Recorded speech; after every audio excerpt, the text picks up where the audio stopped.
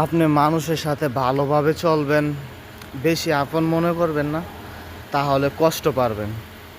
মানুষের সাথে চলতে গেলে আমি একটা জিনিস নিজের অভিজ্ঞতাতে দেখতে পারছি বা যতটুকু বুঝলাম, যে গাদ্দার আর বেঈমান মানুষের দাম আমাদের বাংলাদেশে অনেক বেশি।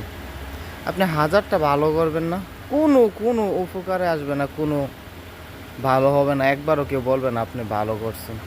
কিন্তু যারা গাদ্দার মানুষ, বেইমানি করে, মিথ্যা কথা 101টা বলে মিনিটে, তারা সবসময় বেশি ভালো থাকে। ঠিক আছে? তো ভালো থাকতে গেলে সর্বপ্রথম যে যেই জায়গার প্রাপ্য তাকে ওই জায়গায় রাখবেন, তার চেয়ে বেশি না। বেশি মহব্বত করবেন, বেশি আদর করবেন, তাহলে কষ্ট পাবেন। সবাই ভালোবাসার মানুষ না, আর সবাই সব কিছুর মর্ম সবাই বোঝে না। বেইমান মানুষ যারা, তাদের কাছে বেইমান মানুষই ভালো থাকে। গাদ্দার মানুষ যারা, তাদের কাছে গাদ্দার মানুষ ভালো থাকে। আর যারা ভালো মানুষ, তাদের কাছে ভালো মানুষের দাম আছে। আমাদের এশিয়া